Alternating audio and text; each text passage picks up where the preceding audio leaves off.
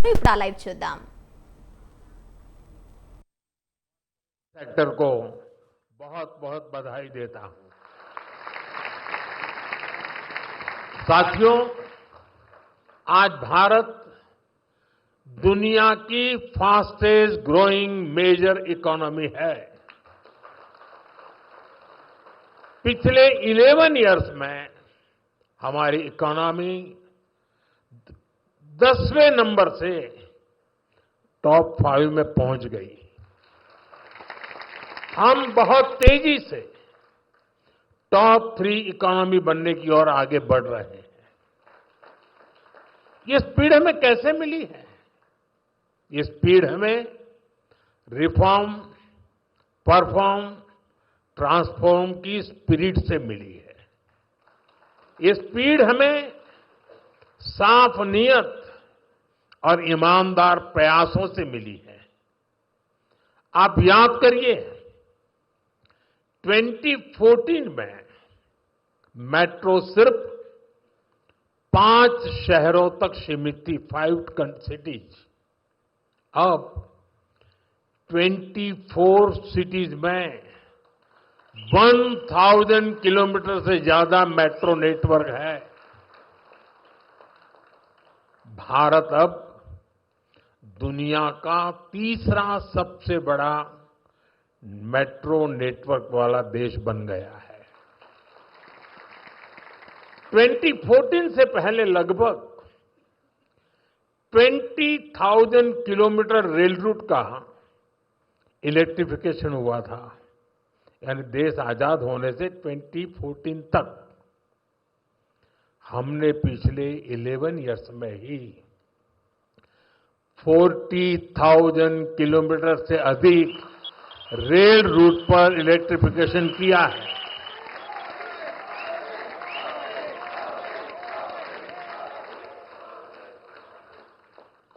साथियों, जल, थल, नभ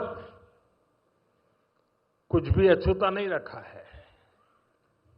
फ्रेंड, जमीन ही नहीं, देश की उपलब्धियों का परचम आसमान में भी लहरा रहा है. 2014 तक भारत में सिर्फ 74 एयरपोर्ट थे. अब इनकी संख्या बढ़कर 160 से ज्यादा हो गई है.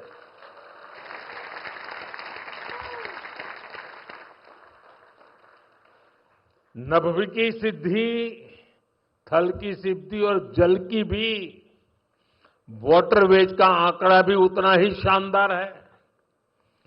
2014 में सिर्फ 3 नेशनल वाटरवेज ऑपरेशनल थे.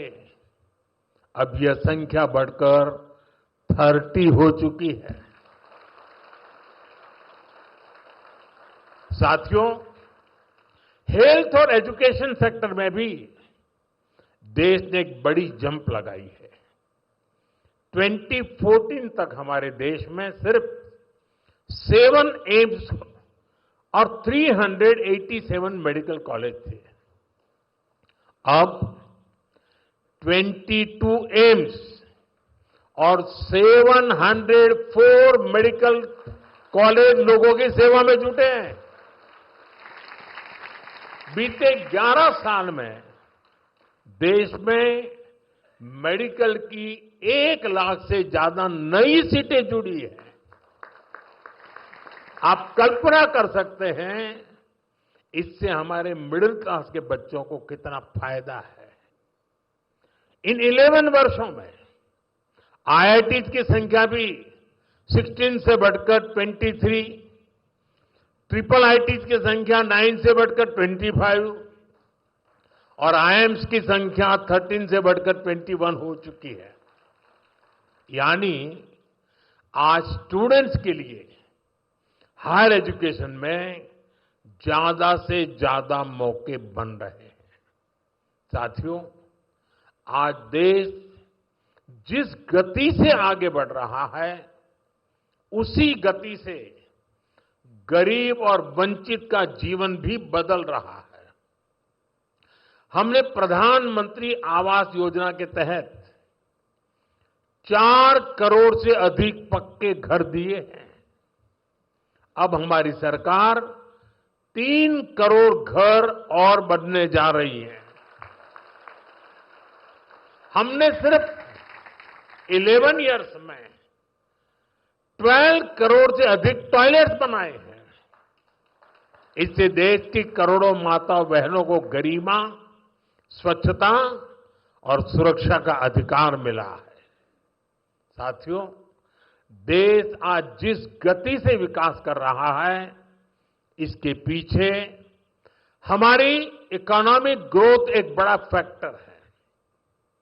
आप देखिए, 2014 से पहले भारत का टोटल एक्सपोर्ट $468 बिलियन तक पहुंचा था। आज ये $824 बिलियन हो गया है। पहले हम मोबाइल इंपोर्ट करते थे, वहीं अब हम मोबाइल हैंडसेट के टॉप 5 एक्सपोर्टर बन गए हैं।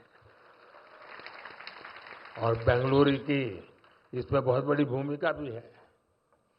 2014 से पहले हमारा इलेक्ट्रॉनिक्स एक्सपोर्ट लगभग $6 बिलियन था।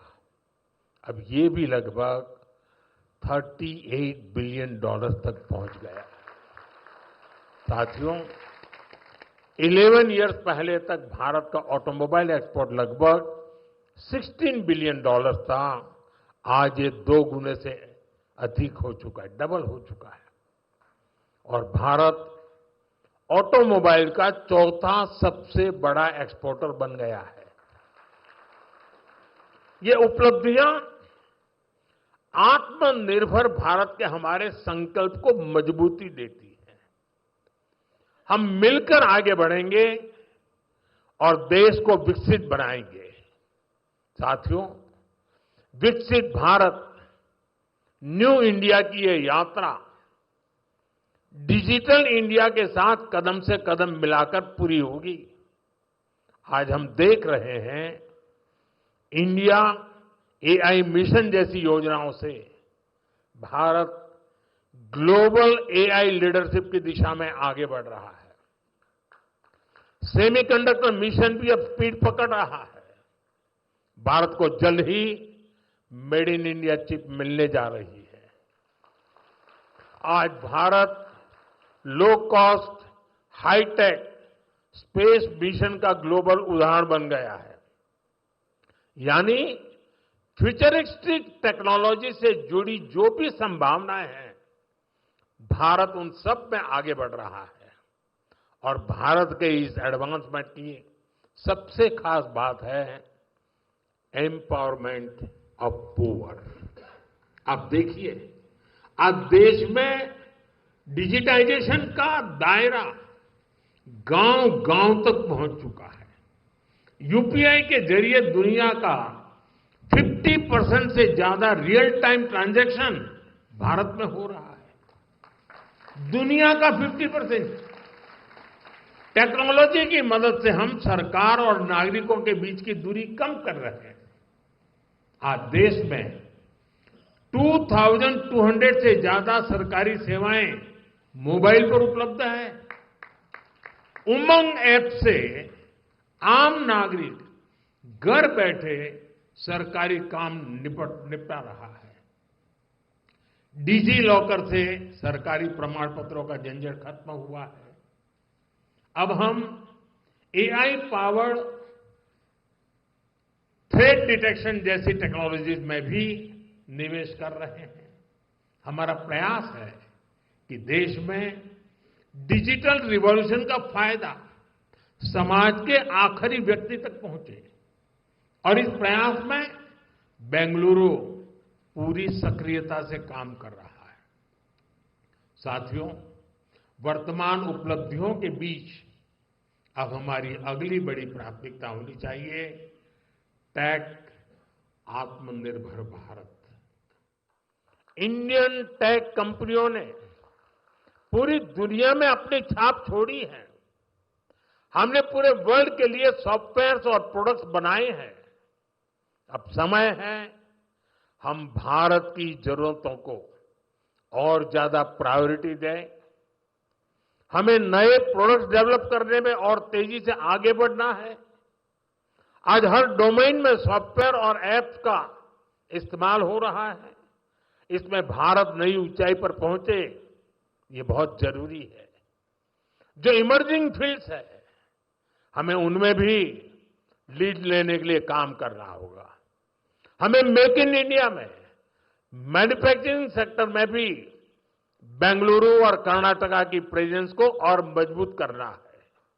और मेरा आग्रह है, हमारे products zero defect, zero effect के स्टैंडर्ड पर टॉप क्वालिटी के होने चाहिए। यानी बिना डिफेक्ट वाले प्रोडक्ट हो और उन्हें बनाने का नेगेटिव इफेक्ट पर्यावरण पर भी न पड़े। मेरी अपेक्षा है कर्नाटका का टैलेंट आत्मनिर्भर भारत के इस विजन को लीड करे। साथियों, केंद्र सरकार हो या राज्य सरकार, हम सभी जनता की सेवा के लिए हैं। हमें देशवासियों की बेहतरी के लिए साथ मिलकर कदम उठाने हैं। इस दिशा में एक जो सबसे जरूरी जिम्मेदारी है, वो है नए रिफॉर्म्स। बीते एक दशक में हमने लगातार रिफॉर्म्स को आगे बढ़ाया है।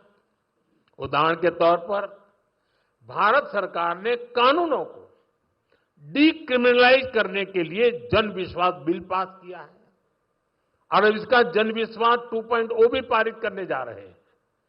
राज्य सरकारें भी ऐसे कानूनों की